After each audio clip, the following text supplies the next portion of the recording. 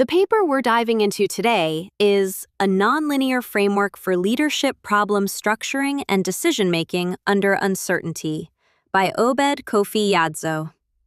Yeah, I saw that title and I thought, whew, okay, this is not just another rehash of leadership cliches. So, what actually is of the paper? Well, in a nutshell, Yadzo is tackling this core issue. A lot of leadership models assume problems are neat and well-defined. But real life is messy. Problems are fuzzy, they change shape, and sometimes leaders end just reacting to whatever's most visible instead of really understanding what's going on underneath. Right, and that's significant. How many times have you seen leaders to a solution only to realize later they never really understood the problem in the first place? Oh, plenty. So, Yadzo introduces the thing called the Lilbed framework. Honestly, first sounded a brand of furniture.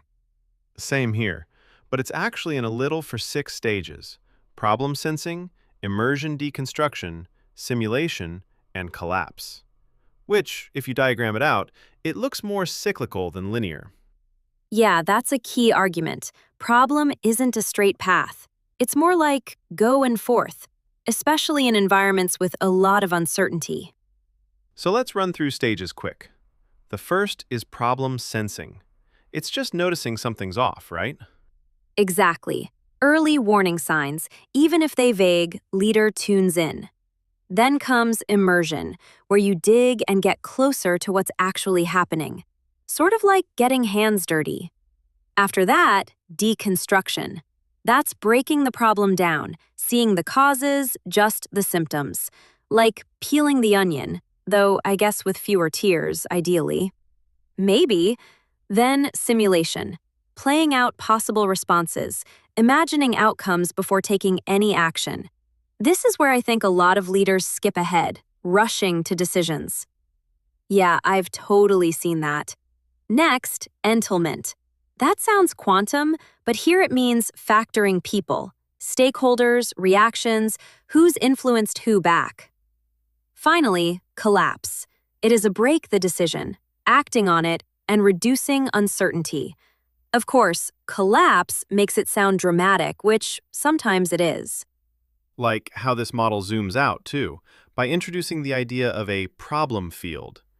It's not the issue itself, but also information, rules, personalities, and time pressures, all swirling. Yes, the problem field idea helps frame why leadership decisions flop. Not necessarily the solution is bad, but because the actual problem wasn't understood in context. Totally.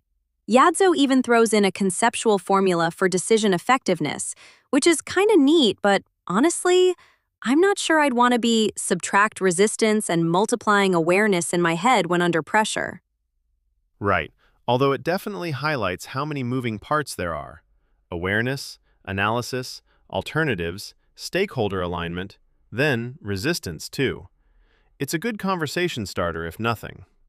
The big takeaway for me that isn't about just having the answers, it's about framing the right questions and digging the messy, shifting layers of a problem.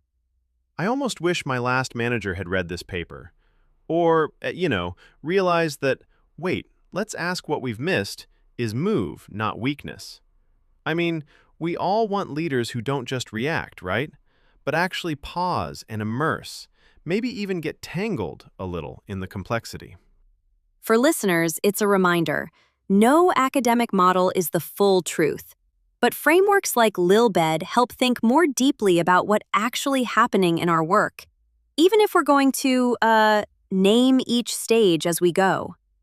True, and it's okay to get a little lost in the complexity. Sometimes that's what good problem solving looks like. Absolutely. I mean, if you think about it, asking, what even is the problem, gets you further than pretending you already know. Just giving up and buying that Lilbed sofa we joked about earlier? Ha! Maybe is the real answer. But in all seriousness, for anyone tackling tough decisions, this paper's worth a read. Agreed. Not the final word, full of things to chew on.